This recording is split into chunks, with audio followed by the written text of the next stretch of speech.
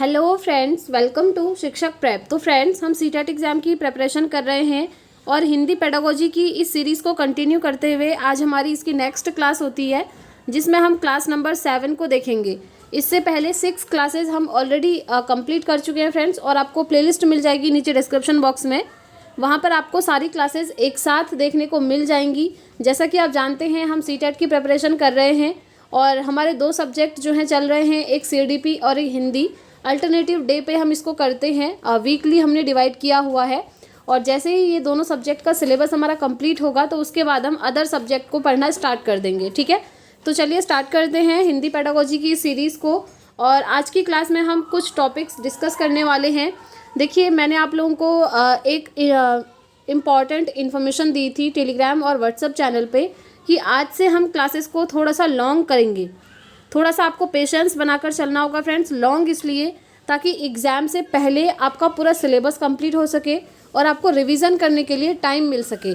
इसलिए क्लासेस थोड़ा सा लॉन्ग होंगी ताकि आपका सिलेबस पूरा कवर अप हो सके। तो चलिए स्टार्ट करते हैं आज की क्लास। और आज की क्लास में हम जो टॉपिक देखेंगे वो आपके सामने हैं। सबसे पहले हम समझेंगे शिक्षण सूत्र क्या होते हैं। आप देख सकते हैं शिक्षण सूत्र क्या हैं। उसके बाद हम पढ़ेंगे नेक्स्ट टॉपिक त्रिभाषा सूत्र। ठीक है, यानी कि 3 लैंग्वेज फार्मूला, जो कि कोठारी कमीशन ने दिया था। उसके बाद हम पढ़ेंगे नेक्स्ट टॉपिक शिक्षण सहायक सामग्री, जिसको हम टीचिंग लर्निंग मटेरियल यानी कि शॉर्ट में टीएलएम के नाम से भी जानते हैं। तो ये जो टीएलएम है ये भी आपका इम्पॉर्टेंट है। टीएलएम में काफ़ी सारी चीज़ें आती हैं आपकी। इसकी विशेषताएं देखेंगे, विशेषताओं के साथ साथ इसका महत्व देखेंगे। ठीक है, तो ये 3 टॉपिक इस वीडियो में हम कवर करने वाले हैं। तो चलिए स्टार्ट करते हैं। सबसे पहले समझ लेते हैं त्रिभाषा सूत्र। और इससे ऊपर जो टॉपिक है वो हमने प्रीवियस वीडियो में कंप्लीट किया था, बहुभाषिकता जिसको हम कहते हैं। तो चलिए समझते हैं त्रिभाषा सूत्र क्या है। और फ्रेंड्स, वीडियो में आगे बढ़ने से पहले जो स्टूडेंट्स चैनल पर नए हैं उन्हें एक इन्फॉर्मेशन देनी है। आपको स्क्रीन पर एक व्हाट्सएप नंबर दिख रहा होगा। अगर आपको सीटेट का पेड नोट्स परचेज करना है फ्रेंड्स, तो आप इस नंबर पर मैसेज करके नोट्स को ले सकते हैं। काफ़ी सारे स्टूडेंट्स ऑलरेडी ले चुके हैं, आप भी ले सकते हैं। ठीक है, तो चलिए स्टार्ट करते हैं। सबसे पहले समझते हैं त्रिभाषा सूत्र होता क्या है। इसको हम इंग्लिश में कहते हैं फ्रेंड्स 3 लैंग्वेज फार्मूला। ठीक है, अब ये किसने दिया था? सबसे पहले तो सीटेट में यही क्वेश्चन आपसे पूछा जाता है। 1964-66 में कोठारी आयोग द्वारा त्रिभाषा सूत्र की संकल्पना दी गई। सिंपल क्वेश्चन बनता है कि त्रिभाषा सूत्र किसने दिया था, तो आप कहेंगे ये दिया था कोठारी आयोग ने। और कोठारी आयोग कब आया था आपका? 1964-66 में। ठीक है, आगे बढ़ते हैं। देखिए, इसके अनुसार अब ये त्रिभाषा सूत्र है क्या। इसके अनुसार इन्होंने 3 भाषाओं की बात करी है। जैसा कि इनका जो टॉपिक है, नाम में ही ये चीज़ छिपी हुई है, त्रिभाषा, यानी कि 3 भाषाएं। 3 भाषाएं किस तरीके से बच्चों को पढ़ानी है, इसको लेकर इन्होंने बात करी है। तो देखिए, सबसे पहली भाषा को लेकर ये कहते हैं कि पहली भाषा के रूप में मातृभाषा या क्षेत्रीय भाषा को पढ़ाया जाए। बच्चों को अगर आप फर्स्ट लैंग्वेज पढ़ाना चाह रहे हैं तो फर्स्ट लैंग्वेज आपकी या तो आप मातृभाषा में पढ़ाइए, और उसी को हम क्षेत्रीय भाषा भी कहते हैं। अब ये मातृभाषा या क्षेत्रीय भाषा क्या होती है? बच्चे के घर में बोले जाने वाली पहली भाषा आपकी मातृभाषा कहलाती है। और इस भाषा को हम बच्चे की पहली भाषा के नाम से भी जानते हैं, मातृभाषा के नाम से भी जानते हैं, और क्षेत्रीय भाषा के नाम से भी जानते हैं।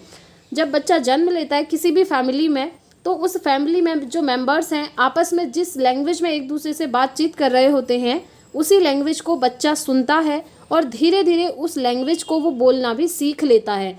तो वो होती है बच्चे के लिए उसकी मातृभाषा। तो यहाँ पर कोठारी आयोग ने कहा कि बच्चे को पहली भाषा के रूप में हमेशा मातृभाषा या क्षेत्रीय भाषा को पढ़ाया जाना चाहिए। ठीक है, क्लियर हो गया होगा। आगे बढ़ते हैं। अब द्वितीय भाषा और तृतीय भाषा को लेकर क्या कहा है वो देख लेते हैं। द्वितीय भाषा को लेकर ये कहते हैं कि द्वितीय भाषा के रूप में हिंदी भाषी राज्यों में कोई भी आधुनिक भारतीय भाषा मतलब कोई भी मॉडर्न इंडियन लैंग्वेजेस, ठीक है, आप जानते हैं, या अंग्रेजी। ठीक है, यानी कि हिंदी भाषी जो राज्य हैं जहाँ पर हिंदी बोली जाती है, हिंदी स्पीकिंग जो स्टेट्स हैं, वहाँ पर द्वितीय भाषा के रूप में कोई भी एक मॉडर्न इंडियन लैंग्वेज बोली जाएगी या फिर अंग्रेजी बोली जाएगी। ठीक है, और वहीं ये बात करते हैं गैर हिंदी भाषी क्षेत्रों की। गैर हिंदी भाषी क्षेत्र मतलब होते हैं नॉन हिंदी स्पीकिंग स्टेट। ठीक है, यहाँ पर क्या है, हिंदी भाषा को आप द्वितीय भाषा के रूप में पढ़ाएंगे, ये चीज़ है। ठीक है, पहले आपने समझा हिंदी भाषी राज्यों में क्या होता है कि द्वितीय भाषा आपकी या तो मॉडर्न इंडियन लैंग्वेज होनी चाहिए कोई भी, या फिर इंग्लिश होनी चाहिए, और जो गैर हिंदी भाषी क्षेत्र हैं यानी कि नॉन हिंदी स्पीकिंग स्टेट्स हैं वहाँ पर सेकंड लैंग्वेज के रूप में हिंदी होनी चाहिए। ठीक हो गया। उसके बाद यहाँ पर ये बात करते हैं तृतीय भाषा की।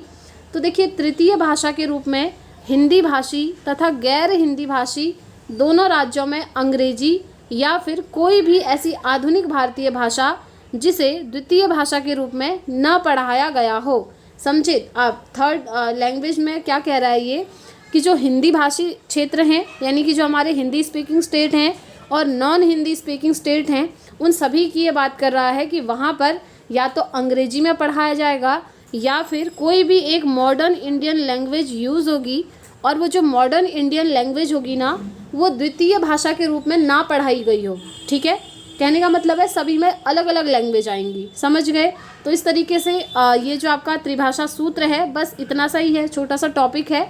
आई होप आप समझ गए होंगे और इससे क्वेश्चन आपका बनता है। चलिए आगे बढ़ते हैं, नेक्स्ट टॉपिक पर आ जाते हैं। नेक्स्ट टॉपिक है फ्रेंड्स हमारा शिक्षण सूत्र यानी कि टीचिंग मैगजीन्स।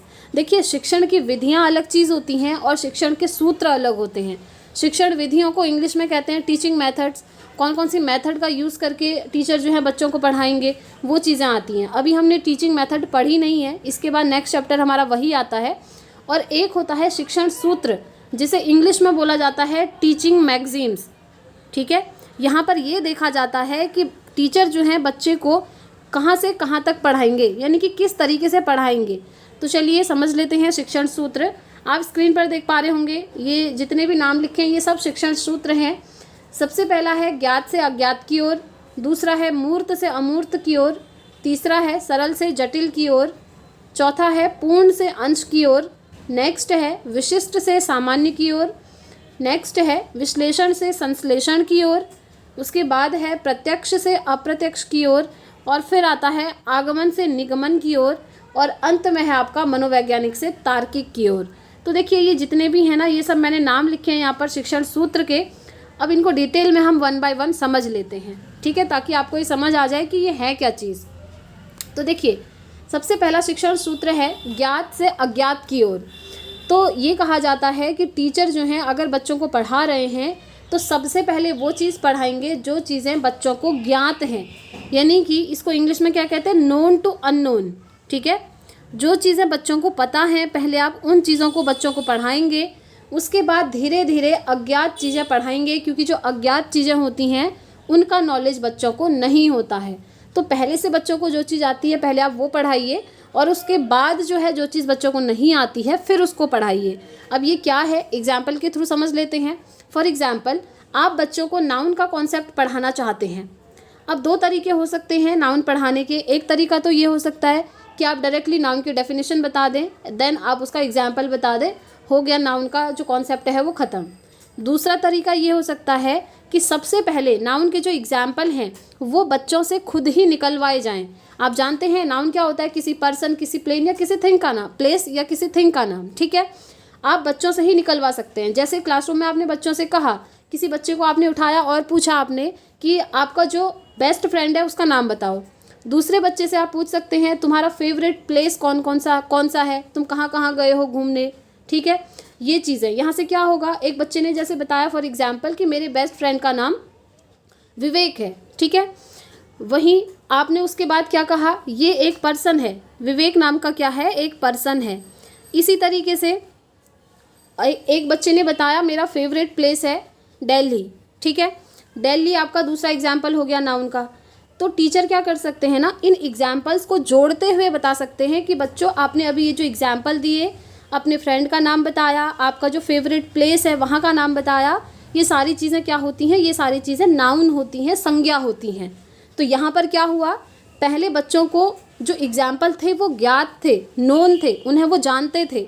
तो पहले आपने एग्जाम्पल के थ्रू, पहले आपने उनको एग्जाम्पल पूछे और उसके थ्रू उनको फिर आपने डेफिनेशन बताई नाउन की, क्योंकि जो नाउन की डेफिनेशन है वो बच्चों के लिए अननोन है, यानी कि अज्ञात है। कहने का मतलब है पहले जो चीज़ बच्चों को आती है, ज्ञात है, पहले आपने वो बताया और उससे कनेक्ट करते हुए आप जो है अज्ञात चीज़ बच्चों को समझा रहे हैं। और ये जो है ना फ्रेंड्स बेस्ट माना जाता है सीटेट में। तो अगर आप किसी भी एग्ज़ाम की प्रिपरेशन कर रहे होते हैं तो जब आप पेडागोजी पढ़ते हैं ना तो वहाँ पर यही सारी चीज़ें होती हैं कि बच्चों को आखिर आप पढ़ाएंगे कैसे, क्या पढ़ाना है, नहीं किस तरीके से पढ़ाना है, आपका वे क्या होगा पढ़ाने का, ये चीज़ इंपॉर्टेंट होती है। ठीक है, तो अगर आप पेडागोजी को डीपली समझना चाहते हैं ना तो आपको ये बनना पड़ेगा कि मैं एक टीचर हूँ और क्लासरूम में मैं बच्चों को कैसे ट्रीट करूँगा या कैसे ट्रीट करूँगी। ठीक हो गया। तो आई होप जो पहला आपका शिक्षण सूत्र है वो आपका कंप्लीट हो गया है और आप लोग समझ भी गए हैं। आगे बढ़ते हैं। नेक्स्ट आता है मूर्त से अमूर्त की ओर। अब ये मूर्त और अमूर्त क्या होता है, इसको इंग्लिश में बोलते हैं फ्रेंड्स कॉन्क्रीट टू एब्स्ट्रैक्ट। ठीक है, इंग्लिश में बोलते हैं कॉन्क्रीट टू एब्स्ट्रैक्ट। अब कॉन्क्रीट चीज़ें यानी कि मूर्त चीज़ें वो चीज़ें होती हैं जो चीज़ें हमारे सामने में होती हैं, जिन्हें हम देख सकते हैं, जिन्हें हम टच कर सकते हैं, जिन्हें हम फील कर सकते हैं। वहीं दूसरी ओर अमूर्त चीज़ें होती हैं यानी कि एब्स्ट्रैक्ट चीज़ें होती हैं जिन्हें हम ना ही देख सकते हैं, ना टच कर सकते हैं, ना फील कर सकते हैं। वो सिर्फ हमारी कल्पनाओं में होती हैं, उनके बारे में सिर्फ और सिर्फ हम इमेजिन कर सकते हैं। वो होती हैं आपकी अमूर्त चीज़ें। तो हमेशा अगर आप टीचिंग करवा रहे हैं, बच्चों को पढ़ा रहे हैं, तो पहले मूर्त चीज़ें आप बताएंगे। मूर्त चीज़ें क्या हो सकती हैं, जो चीज़ें बच्चों के सामने में हैं। ठीक है, जैसे आप सपोज करिए साइंस की क्लास है और आप प्लांट का कॉन्सेप्ट पढ़ाना चाहते हैं, तो आप जो है स्कूल का जो फील्ड है जहाँ पर प्लांट्स लगे हुए हैं वहाँ पर ले जाकर बच्चों को पढ़ा सकते हैं। तो वो प्लांट क्या हो जाएगा, बच्चों के लिए मूर्त हो जाएगा। ठीक है, क्योंकि मैंने क्या कहा, मूर्त चीज़ जो चीज़ हमारे सामने में होती है, जिसे हम देख सकते हैं, टच कर सकते हैं, तो वो जो प्लांट है ना वो बच्चों के सामने में होगा, बच्चे उसको देखेंगे, उसको टच भी कर सकेंगे, उसको फील भी कर सकेंगे। ठीक है, पहले आपने प्लांट जो है बच्चों को दिखा दिया जो कि मूर्त है। अब आप क्या कर सकते हैं, प्लांट की जो लीफ होती है, लीफ में फोटोसिंथेसिस होता है, आप जानते हैं। जो प्लांट की लीफ होती है, लीफ में छोटे छोटे पोर्स होते हैं जिनको हम स्टोमेटा कहते हैं, उनकी हेल्प से ये जो पूरा फोटोसिंथेसिस का प्रोसेस है वो होता है, आप जानते हैं, जिसमें CO2 वाटर वगैरह चाहिए होता है। जो सॉइल में हमारी नॉर्मल वाटर होता है, मिनरल होता है, उसको सबसे पहले क्या करते हैं, पौधे एब्जॉर्ब करते हैं, उसके बाद वो CO2 को लेते हैं। ठीक है, और सनलाइट की प्रेजेंस में होता है और लीव्स में जो क्लोरोफिल होता है उसकी हेल्प से अपने लिए वो फूड का निर्माण करते हैं। उसी प्रोसेस को हम क्या कहते हैं, फोटोसिंथेसिस कहते हैं। तो उसके बाद आप बच्चों को ना फोटोसिंथेसिस का प्रोसेस समझा सकते हैं कि ये जो प्लांट की लीव्स हैं, यहाँ पर जो खाना बनता है वो इस प्रोसेस के थ्रू बनता है। आप पूरा प्रोसेस को एक्सप्लेन कर दीजिए। अब वो जो प्रोसेस आप बता रहे हैं वो बच्चों के सामने में हो नहीं रही है, बस बच्चे इमेजिन कर रहे हैं, कल्पना कर रहे हैं कि अच्छा ये प्लांट है, इसकी लीव्स हैं और यहाँ पर खाना इस तरीके से बनता होगा, सिर्फ इमेजिन कर रहे हैं। तो यही होता है मूर्त से अमूर्त की ओर। जो चीज़ हमें दिख रही है पहले वो चीज़ बच्चों को बताया, उसके बाद जो चीज़ बच्चों को नहीं दिख रही है उस कॉन्सेप्ट को समझा दिया। ठीक है, आई होप आप लोग समझ गए। प्लांट दिखाना इट इज़ हम कहेंगे कॉन्क्रीट थिंग, एंड जो फोटोसिंथेसिस की प्रोसेस आप बच्चों को बता रहे हैं वो क्या है, एक एब्स्ट्रैक्ट थिंग है यानी कि अमूर्त है। तो आई होप आपका ये भी क्लियर हो गया होगा। आगे बढ़ते हैं। नेक्स्ट है हमारा सरल से जटिल की ओर। सबसे पहले आप बच्चों को सरल चीज़ें पढ़ाएंगे और उसके बाद जटिल चीज़ें पढ़ाएंगे। ये तो आप जानते ही हैं, कभी भी अगर हमें बच्चों को पढ़ाना है तो पहले हम इजी चीज़ें पढ़ाते हैं, जो चीज़ बच्चों को आती है, जिसके बारे में थोड़ा बहुत नॉलेज होता है। जैसे अगर आप बच्चों को मल्टीप्लिकेशन का कॉन्सेप्ट पढ़ाना चाहते हैं तो उससे पहले आप बच्चों को काउंटिंग सिखाएंगे, क्योंकि काउंटिंग ईजी है। उसके बाद जाकर के आप मल्टीप्लिकेशन सिखाएंगे, क्योंकि मल्टीप्लिकेशन में फिर वो काउंटिंग जो है यूज़ होती है। ठीक है, तो इस तरीके से सरल से जटिल की ओर आप बच्चों को पढ़ाएंगे। नेक्स्ट आता है फ्रेंड्स हमारा पूर्ण से अंश की ओर, यानी कि होल टू पार्ट। सबसे पहले बच्चों को पूरी चीज़ आप दिखा देंगे, उसके बाद उसके छोटे छोटे पार्ट्स के बारे में बताएंगे। जैसे कि मैंने अभी आपको फोटोसिंथेसिस का एग्जाम्पल दिया, आपने बच्चों को पूरा फोटोसिंथेसिस समझा दिया। उसके बाद उसके अंदर जो जो चीज़ें यूज़ हो रही हैं, जैसे CO2 यूज़ होता है, वाटर यूज़ होता है, मिनरल यूज़ होते हैं, हमारा फिर कार्बोहाइड्रेट बनता है। ठीक है, वो एक एंडोथर्मिक रिएक्शन है, बिकॉज एनर्जी एब्जॉर्ब होती है। तो ये जितने भी फोटोसिंथेसिस के पार्ट हैं ना, ये सब क्या हो गया, आपका अंश हो गए, क्योंकि ये क्या होता है, पूर्ण से अंश, यानी कि होल टू पार्ट। सबसे पहले आपने होल पूरा कॉन्सेप्ट हम समझाया, उसके बाद उसके छोटे छोटे पार्ट्स जो होते हैं उनको समझाया कि ये जो फोटोसिंथेसिस की प्रोसेस है ना, इसमें CO2 का ये काम है, CO2 एयर से ली जाती है, इस तरीके से। ठीक है, आई होप आप लोग समझ गए होंगे। जैसे आप ये भी सपोज कर सकते हैं, एक छोटा बच्चा होता है, वो सबसे पहले पूर्ण चीज़ें जो है पकड़ना शुरू करता है। आपने देखा होगा एक छोटा बच्चा है, कभी भी अगर आप उसके हाथ में अपनी फिंगर दोगे ना तो वो आपकी फिंगर को टाइट से पकड़ लेगा, पूरे हाथ से पकड़ लेगा। लेकिन जब वो धीरे धीरे बड़ा होता है तो अपनी फिंगर का यूज़ करना सीखता है और फिर अपनी फिंगर से भी आपकी फिंगर को पकड़ सकता है। तो कहने का मतलब है पहले पूरा हाथ यूज़ करता है, उसके बाद जो अलग अलग फिंगर्स का यूज़ है वो बाद में सीखता है। तो यही होता है पूर्ण से अंश की ओर। ठीक है, कभी भी बच्चों को इसी मेथड से आपने पढ़ाना है। नेक्स्ट आता है फ्रेंड्स विशिष्ट से सामान्य की ओर। अब ये क्या चीज़ है, इसको हम इंग्लिश में बोलते हैं स्पेसिफिक टू जनरल। ठीक है, स्पेसिफिक टू जनरल आपको हमेशा याद रखना है, रूल्स आर ऑलवेज जनरल। ठीक है, अगर आप बच्चों को कोई भी रूल, कोई भी नियम पढ़ा रहे हैं तो वो हमेशा क्या होता है, सामान्य होता है। और स्पेसिफिक क्या होता है, स्पेसिफिक होता है उस रूल के जो एग्जाम्पल हैं। तो ये नियम आपसे कहता है कि पहले बच्चों को आप एग्जाम्पल पढ़ाएंगे, उसके बाद आप बच्चों को रूल बता सकते हैं। इसी को कहते हैं विशिष्ट से सामान्य की ओर। पहले विशिष्ट चीज़ें आप बच्चों को बताइए, फिर बच्चों को आप सामान्य चीज़ें बता सकते हैं। ठीक है, आगे बढ़ते हैं। नेक्स्ट आता है फ्रेंड्स विश्लेषण से संश्लेषण की ओर। अब ये क्या चीज़ है, इसको इंग्लिश में बोलते हैं एनालिसिस टू सिंथेसिस।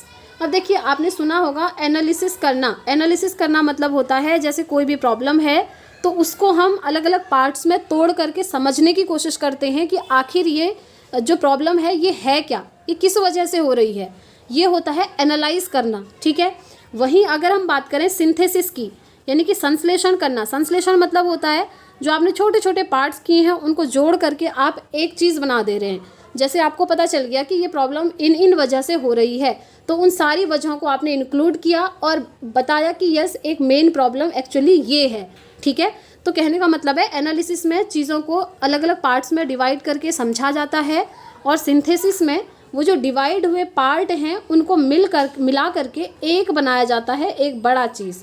तो ये होता है आपका सिंथेसिस। ठीक है, तो बच्चों को ऐसे ही पढ़ाना है। कोई भी कॉन्सेप्ट है उसको अलग अलग पार्ट्स में डिवाइड करके पढ़ाओ और उसके बाद जब उनको वो समझ में आ गया है तो आप उन सारे पार्ट्स को ऐड करके पूरा कॉन्सेप्ट अच्छे से समझा दो। तो यही होता है फ्रेंड्स विश्लेषण से संश्लेषण की ओर। अब देखिए प्रत्यक्ष से अप्रत्यक्ष की ओर क्या होता है, डायरेक्ट टू इनडायरेक्ट इसको इंग्लिश में बोला जाता है। तो देखिए प्रत्यक्ष चीज़ वो होती है जो प्रत्यक्ष है, डायरेक्ट है, हमारे सामने में है। और अप्रत्यक्ष चीज़ क्या होती है, इनडायरेक्ट, यानी कि जो चीज़ हमारे सामने में नहीं है। तो आप पहले बच्चों को वो चीज़ बताइए जो बच्चों के सामने में है, दिख रही है, उसके बाद अप्रत्यक्ष चीज़ें बताएंगे जो कि वो नहीं जानते हैं। ठीक है, आगे बढ़ते हैं। नेक्स्ट है आगमन से निगमन की ओर। तो देखिए आगमन मतलब होता है इंडक्टिव और निगमन मतलब होता है इंग्लिश में डिडक्टिव। तो आगमन से निगमन की ओर बच्चों को पढ़ाना है, यानी कि सबसे पहले पढ़ाते हुए आप आगमन विधि का यूज़ करेंगे। अब ये आगमन विधि होती क्या है, आगमन विधि में क्या होता है ना, सबसे पहले हम बच्चों को एग्जाम्पल देते हैं और एग्जाम्पल के बाद बच्चों को रूल पढ़ाया जाता है। जैसे मैंने आपको नाउन का एग्जाम्पल दिया, सबसे पहले आप बच्चों को नाउन के एग्जाम्पल बताएंगे और क्योंकि वो एग्जाम्पल बच्चे खुद भी जानते हैं तो और उसके बाद उन्हीं एग्जाम्पल को ऐड करते हुए आप बच्चों को नाउन का जो रूल है, जो डेफिनेशन है, उसको समझा देंगे। ठीक है, ये होता है आपका आगमन विधि। उसके बाद आती है निगमन विधि जो कि जस्ट इसके रिवर्स होती है। रिवर्स होती है यानी कि सबसे पहले इसमें आप बच्चों को कोई रूल पढ़ाते हैं, कोई नियम पढ़ाते हैं एंड देन आप बच्चों को एग्जाम्पल देते हैं। आप इस तरीके से समझिए इसमें, जैसे सबसे पहले अगर आप बच्चों को नाउन का कॉन्सेप्ट पढ़ाना चाहते हैं, सपोज करिए, तो सबसे पहले यहाँ पर आप क्या करते हैं, बच्चों को नाउन की डेफिनेशन बता देते हैं कि बच्चों नाउन क्या होता है, noun is a person, place और थिंग। ठीक है, उसके बाद आप बच्चों को एग्जाम्पल बता रहे हैं कि नाउन के एग्जाम्पल ये है, इस तरीके से। तो ये दोनों एक दूसरे की ना जस्ट रिवर्स होती हैं और सीटेट में इनसे बहुत ज़्यादा क्वेश्चन बनता है, आगमन और निगमन से। याद रखेंगे आगमन विधि में क्या होता है, सबसे पहले हम बच्चों को उदाहरण बताते हैं और उदाहरण से फिर हम नियम बताते हैं। और निगमन विधि में क्या होता है, सबसे पहले हम बच्चों को नियम समझाते हैं यानी कि रूल समझाते हैं और उसके बाद बच्चों को उदाहरण बताते हैं यानी कि एग्जाम्पल बताते हैं। तो ये हमारा आगमन से निगमन हो गया। और इसी तरीके से एक और आता है आपका मनोवैज्ञानिक से तार्किक की ओर। तो सबसे पहले मनोवैज्ञानिक रूप से जो प्रूफ हैं वो चीज़ें बच्चों को बताई जाती हैं, उसके बाद लॉजिक वाली चीज़ें बच्चों को बताई जाती हैं, क्योंकि तार्किक मतलब होता है लॉजिक लगाना। किसी भी चीज़ में हम कैसे लॉजिक लगाएंगे, लॉजिक लगाना मतलब होता है जैसे कोई चीज़ हो रही होगी तो वो क्यों हो रही होगी, उसके पीछे के रीज़न ढूंढना, अपना दिमाग यूज़ करना। तो हम वहाँ पर क्या करते हैं, अपना लॉजिक लगाते हैं। तो मनोवैज्ञानिक से तार्किक की ओर ये भी आपका एक शिक्षण सूत्र है। तो फ्रेंड्स, इस तरीके से मैंने आपको सारे शिक्षण सूत्र 1 बाय 1 समझा दिए हैं। आई होप आप लोग समझ भी गए होंगे। ठीक है, चलिए अब आगे बढ़ते हैं और आज का नेक्स्ट टॉपिक हम क्लियर कर लेते हैं। जैसा कि मैंने आपको वीडियो की स्टार्टिंग में ही बोला था, वीडियो थोड़ा सा लॉन्ग हो सकती है, लेकिन हमको सिलेबस कंप्लीट करना है और एक एक चीज़ को डिटेल में समझते हुए, तो आज से क्लासेस आपकी थोड़ा सा लॉन्ग रहेंगी। तो देखिए, शिक्षण सहायक सामग्री बेसिकली होती क्या है, इसको इंग्लिश में बोला जाता है टीचिंग लर्निंग मटीरियल। कुछ ऐसे मटीरियल यूज़ करना पढ़ाते हुए जिनसे कि बच्चों को आसानी से समझ में आ सके और वो बच्चों के लिए ईजी हो सके पढ़ना, और वो टीचर के लिए भी ईजी हो सके बच्चों को समझाना। तो कुछ ऐसी सामग्री यूज़ करी जाती है, जैसे आप ब्लैक बोर्ड का यूज़ करते हैं, वहाँ पर लिखकर आप बच्चों को समझा सकते हैं, डायग्राम बनाकर समझा सकते हैं। और आपका TLM हो सकता है, जैसे चार्ट हो गया, जैसे मॉडल हो गया, उसमें आप पूरा कोई कॉन्सेप्ट करवा के ला रहे हैं और बच्चों को समझा रहे हैं, या आप बच्चों को लैब में ले जा रहे हैं, या कोई अदर इंस्ट्रूमेंट है। ठीक है, बहुत सारी चीज़ें होती हैं जिनकी सहायता से आप बच्चों को पढ़ा सकते हैं, और वो पढ़ाना बहुत ही ज़्यादा ईजी हो जाता है और बच्चों को समझ भी आ जाता है। अब आप सपोज़ करिए, आप साइंस में एक टॉपिक पढ़ाना चाह रहे हैं, रेस्पिरेटरी सिस्टम इन ह्यूमंस। ठीक है, मनुष्य में जो श्वसन तंत्र है, मनुष्य किस तरीके से सांस लेते हैं। अब 2 मेथड हो सकती हैं। एक मेथड तो हो सकती है, आपने बुक उठाई और एक एक लाइन करके आप बच्चों को बस पढ़ के समझा दे रहे हैं। दूसरा मेथड हो सकता है, आप घर से एक चार्ट में बढ़िया सा रेस्पिरेटरी सिस्टम बना के लाए हैं, उसके कितने पार्ट्स हैं वो बना करके लाए हैं। ठीक है, क्योंकि आप जानते ही हैं, अगर आप साइंस के स्टूडेंट होंगे तो आपको वैसे भी पता होगा जो रेस्पिरेटरी सिस्टम होता है वो कहाँ से स्टार्ट होता है और कहाँ पर एंड होता है। उसमें जो आपकी रिब्स होती हैं, उसमें जो आपकी मसल्स होती हैं, वो इनहेल के समय किस डायरेक्शन में जाती है, एक्सहेल करते समय कौन सी डायरेक्शन में जाती हैं। तो ये पूरा जो रेस्पिरेटरी सिस्टम है ना, अगर आप इसको एक चार्ट में या मॉडल में बनाकर ले आए और उसको दिखाकर बच्चों को अगर आप पढ़ा रहे हैं, तो वो ज़्यादा बेटर होगा। क्यों होगा? क्योंकि जब वहाँ पर बच्चे डायग्राम को देख रहे हैं, वो कनेक्टिविटी बना पा रहे हैं कि अच्छा, हमारी बॉडी में इस तरह का स्ट्रक्चर होता है रेस्पिरेटरी सिस्टम का, और यहाँ पर हम इस तरीके से सांस लेते हैं, इस तरीके से सांस को बाहर निकालते हैं, ये चीज़ है। तो ये सब क्या है, आपकी शिक्षण सहायक सामग्रियाँ होती हैं जो बच्चों को हेल्प करती हैं, जो भी चीज़ वो सीखना चाहते हैं उसको ईजी बनाने के लिए। ठीक है, तो चलिए समझ लेते हैं ये शिक्षण सहायक सामग्री क्या है, क्योंकि इनको ना 4 पार्ट्स में डिवाइड किया गया है। सबसे पहला है दृश्य सामग्री, दूसरा है श्रव्य सामग्री, तीसरा है दृश्य श्रव्य सामग्री, और चौथा है क्रिया सहायक सामग्री। ठीक है, तो सबसे पहले हम पढ़ते हैं दृश्य सामग्री क्या होती हैं। जैसे कि नाम से ही क्लियर है, दृश्य सामग्री ऐसी सामग्री जिसको देख करके बच्चे सीखते हैं। इन सामग्रियों से बच्चे देख करके सीखते हैं, जैसे चार्ट है, आपका चित्र है, श्यामपट है यानी कि ब्लैक बोर्ड है आदि। इन सब में अगर आप बच्चों को दिखाएंगे तो बच्चे देख करके चीज़ों को सीख जाएंगे। जैसे चार्ट में आपने कुछ साइंस में जो आपका केमिस्ट्री में होता है एलिमेंट्स होते हैं वो लिख दिए, बच्चे देख रहे हैं, उससे सीख सकते हैं। आप कोई डायग्राम बना के लाए हैं घर से, चार्ट वगैरह, उसको देख करके बच्चे सीख सकते हैं, है ना। तो जब बच्चे देख करके सीखते हैं चीज़ों को, तो उसे हम कहते हैं दृश्य सामग्री। नेक्स्ट आती है श्रव्य सामग्री। श्रव्य मतलब होता है ऑडिबल, यानी कि इन सामग्रियों से बच्चे सुन करके सीखते हैं। नाम से ही क्लियर है, श्रव्य यानी कि सुनना, जिनसे बच्चे सुन करके सीखते हैं। सुन करके किससे सीख सकते हैं? जैसे रेडियो से सुनना, माइक्रोफोन से सुनना, टेप रिकॉर्डर हो गया, ये सब पुराने ज़माने में तो काफ़ी चलते थे, काफ़ी यूज़ होते थे। तो ये क्या है, एक श्रव्य सामग्री है। इसको सुन करके बच्चे सीख सकते हैं। ठीक है, यानी कि ऑडियो लर्निंग मटीरियल इसको कह सकते हैं। नेक्स्ट थर्ड आपका आता है दृश्य श्रव्य सामग्री, जहाँ पर आपको क्लियर हो रहा होगा ऑडियो विजुअल एड, यानी कि यहाँ पर बच्चा श्रव्य भी कर रहा है, सुन भी रहा है और साथ ही साथ देख भी रहा है। जैसे आप लोग टीवी देखते होंगे, है ना, कोई फिल्म प्रोजेक्टर है, चलिए टीवी तो सबने देखी होगी। टीवी में क्या होता है, वो जो भी चीज़ चल रही होती है उसकी साउंड भी हमको आती है, हम सुनते भी हैं, और वो जो दृश्य हैं हमको दिखते भी हैं। जैसे आप कोई कार्टून देख रहे हैं, कोई सीरियल देख रहे हैं, आई थिंक तारक मेहता तो मोस्टली लोग देखते ही हैं, वहाँ पर भी आप देखिए, चाहे आप कुछ भी देख रहे हैं टीवी में, वहाँ पर आपको सुनाई भी देता है और आप देखते भी हैं। तो जब दोनों चीज़ें एक साथ होती हैं ना, दृश्य और श्रव्य, तो उसको हम कहते हैं ये क्या है, एक दृश्य श्रव्य सामग्री है। अब क्वेश्चन आपसे ऐसे पूछा जाता है कि निम्नलिखित में से दृश्य श्रव्य सामग्री कौन सी है। आपके सामने एग्जाम्पल देंगे radio, chart, TV, film project और दे सकते हैं टेप रिकॉर्डर। तो आप क्या कहेंगे, दृश्य श्रव्य सामग्री क्या है, टीवी है। ठीक है, क्योंकि इसमें हम देखते भी हैं और सुन करके भी सीखते हैं। आजकल तो आप देखते होंगे छोटे बच्चों के स्कूल में जो टीवी लगी होती हैं वहाँ पर आराम से वो देखते हैं, सुनते हैं और पढ़ते भी हैं, है ना, वही चीज़ है। नेक्स्ट आता है क्रिया सहायक सामग्री, जहाँ पर क्या होता है बच्चे खुद से करके सीखते हैं, खुद एक्टिविटीज़ करते हैं। और अगर आपसे पूछा जाए बच्चों के सीखने का जो बेस्ट टीचिंग लर्निंग मटेरियल है वो क्या है, तो आप कहेंगे क्रिया सहायक सामग्री है, जहाँ पर बच्चे जो हैं खुद से एक्टिविटी करते हैं, खुद से इन्वॉल्व होते हैं उस काम को करने में। आप भी ये चीज़ जानते होंगे, जैसे आपने बचपन में कभी कोई एक्सपेरिमेंट करा होगा लैब में, तो आई थिंक आपको अभी भी याद होगा अगर आपने वो खुद से करा होगा तो, कि मैंने वो एक्सपेरिमेंट किया था उस क्लास में और उसका ये रिज़ल्ट निकला था, इस तरीके से करा था।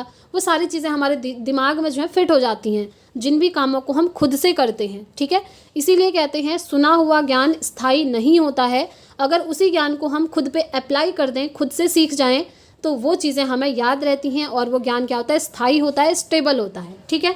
तो क्रिया सहायक सामग्री उसी तरीके से है, इससे बच्चे खुद करके सीखते हैं और इसके द्वारा प्राप्त ज्ञान वास्तविक होता है तथा बच्चों को व्यक्तिगत अनुभव भी प्राप्त होते हैं। जी बिल्कुल, वास्तविक तो होगा, रियलिस्टिक होगा।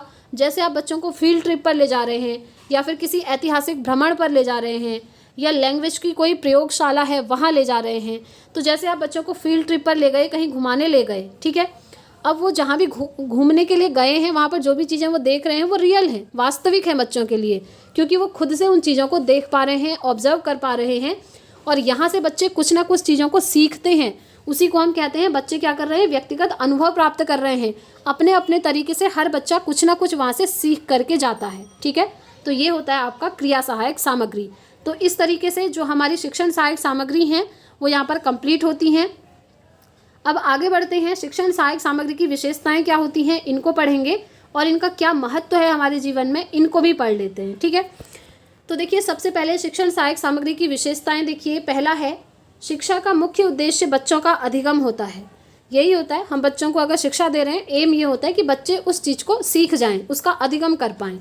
नेक्स्ट है, अधिगम की प्रक्रिया में शिक्षक विविध एवं विभिन्न शिक्षण के सिद्धांत, शिक्षण पद्धतियाँ और विधियों द्वारा अधिगम करवाते हैं। वही चीज़ हो गई, यहाँ पर अलग अलग टीचिंग मेथड का यूज़ करके पढ़ाया जाता है, अलग अलग शिक्षण सूत्र का यूज़ करके पढ़ाया जाता है। जैसे शिक्षण सूत्र तो हमने पढ़ लिए, अब शिक्षण विधियाँ क्या होती हैं। शिक्षण विधियाँ होती हैं जैसे आप बच्चों को डेमो करके, दिखा करके कुछ पढ़ा रहे हैं या फिर आप लेक्चर मेथड से पढ़ा रहे हैं। तो बहुत सारी मेथड होती हैं जिनका यूज़ करके आप बच्चों को पढ़ा सकते हैं, क्योंकि देखिए हर किसी बच्चे को एक ही जैसी टीचिंग मेथड से समझ में आएगा ज़रूरी नहीं है। एक बच्चा ऐसा हो सकता है जिसको सिर्फ सुन करके पढ़ना पसंद है और एक बच्चा ऐसा हो सकता है जिसको देख करके पढ़ना पसंद हो। तो जिसको जिस तरीके से पसंद है उसको उस तरीके से उस शिक्षण विधि का यूज़ करके पढ़ाना है as a teacher. Next point है, इस कार्य हेतु शिक्षण सहायक सामग्री अत्यंत उपयोगी होती हैं। इसीलिए तो ये जो शिक्षण सहायक सामग्री है, TLM है, ये बनाए गए हैं ताकि बच्चों के लिए पढ़ना ईजी हो सके। नेक्स्ट है, अतः भाषा के किसी भी पाठ को समझने के लिए जिस प्रकार की सामग्री का इस्तेमाल करते हैं वह भाषाई शिक्षण सामग्री कहलाती है। क्योंकि अभी हम भाषा पढ़ रहे हैं, भाषा की बात हो रही है, तो जिस भी TLM का यूज़ करेंगे उसको हम क्या कहेंगे, ये लैंग्वेज का TLM है, यानी कि भाषा को पढ़ाने वाला लर्निंग मटीरियल है, ठीक है। नेक्स्ट है, इस प्रकार हम कह सकते हैं कि शिक्षक सहायक सामग्री शिक्षण का वह साधन है जिससे अभ्यर्थियों को किसी विषय का अधिगम कराना आसान हो जाता है, जो कि मैं आपको स्टार्टिंग से बोल रही हूँ, बच्चों के लिए समझना ईजी हो जाता है, आसान हो जाता है, ठीक है। आगे बढ़ते हैं, ये हमने पढ़ लिया कि आपका जो शिक्षण सहायक सामग्री है उसकी क्या विशेषताएं हैं। अब आता है शिक्षण सहायक सामग्री का महत्व क्या है, क्योंकि ये बहुत ज़्यादा इम्पॉर्टेंट होता है। यह शिक्षक को प्रभावशाली और ज्ञान को स्थिर बनाते हैं, यानी कि ये शिक्षक को भी प्रभावशाली बनाते हैं। कैसे बनाते हैं, देखिए अगर टीचर किसी TLM का यूज़ कर रहे हैं ना, तो वो उसमें प्रोफिशिएंट हो जाएंगे। बच्चे तो सीखेंगे ही सीखेंगे, टीचर का कॉन्फिडेंस भी वहाँ से बूस्ट होगा, ठीक है। और जो भी चीज़ अब वो बच्चों को पढ़ा रहे हैं वो क्या हो जाएगी, स्थिर होगी, स्टेबल होगी, बच्चों को वो चीज़ समझ में आएगी और लॉन्ग टाइम तक उनको याद भी रहेगी। नेक्स्ट है, इनके उपयोग से कक्षा की नीरसता खत्म हो जाती है। नीरसता मतलब होता है बोरिंग, होता है ना, कभी कभी बच्चे बोर हो जाते हैं पढ़ते पढ़ते, तो अगर आप TLM का यूज़ करके पढ़ा रहे हैं तो वो क्लासरूम आपकी बोरियत भरी नहीं होगी। नेक्स्ट है, इनके उपयोग से जटिल और सूक्ष्म ज्ञान को सरलता से समझा जा सकता है।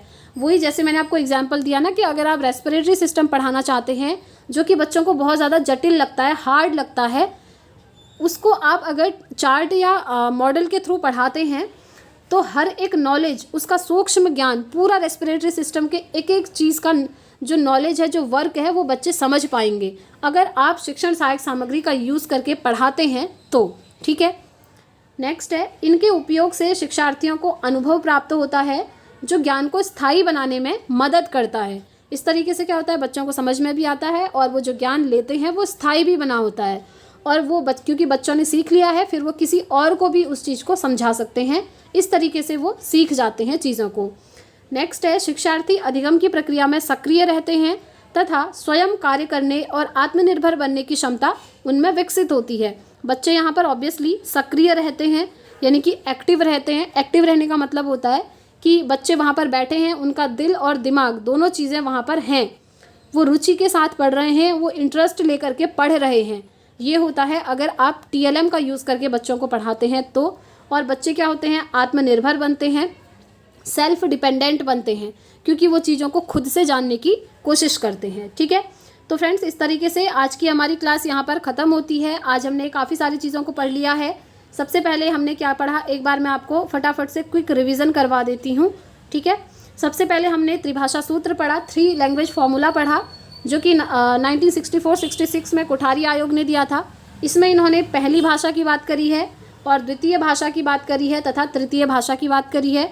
उसके बाद हमने शिक्षण के ये सूत्र पढ़ लिए कि किस तरीके से टीचर बच्चों को पढ़ा सकते हैं इन सूत्र का यूज़ करके।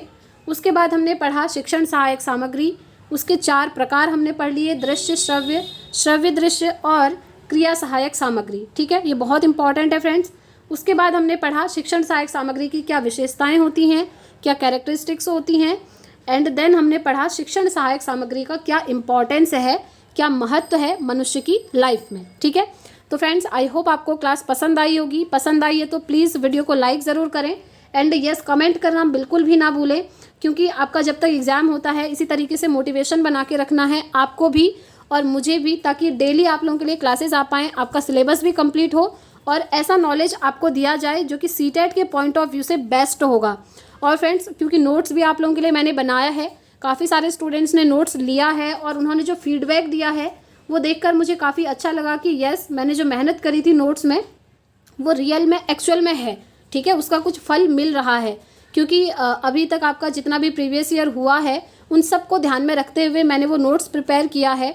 देखिए, नोट्स में क्या है ना, काफ़ी सारी चीज़ें ऐसी भी एग्ज़ाम में आपसे पूछी थी लास्ट टाइम जो कि आपके सिलेबस में दी ही नहीं है, लेकिन नोट्स में आपको वो सारी चीज़ें मिल जाएंगी, क्योंकि मैंने प्रीवियस ईयर क्वेश्चन पेपर देखने के बाद ही आप लोगों के लिए नोट्स बनाया हुआ है। अगर आप लोग चाहते हैं ना तो इस पर आप व्हाट्सअप करके एक बार डेमो नोट्स भी देख सकते हैं। अगर आपको पसंद आता है, लैंग्वेज ईजी लगती है तो आप ले सकते हैं। तो आज की क्लास में इतना ही रखते हैं फ्रेंड्स। अब हम कल मिलेंगे। कल हमारी कौन सी क्लास होगी, कल हमारी CDP की क्लास होगी। ठीक है, उसके बाद नेक्स्ट डे हमारी परसों फिर हिंदी पेडागोजी हो जाएगा। तो इस तरीके से अल्टरनेटिव डे पे हमारा चलता रहेगा और एग्ज़ाम होने तक सारे सब्जेक्ट्स को हम कवर अप कर लेंगे। तो इस वीडियो में इतना ही रखते हैं फ्रेंड्स। मिलते हैं नेक्स्ट वीडियो में नेक्स्ट क्लास के साथ। Thanks for watching.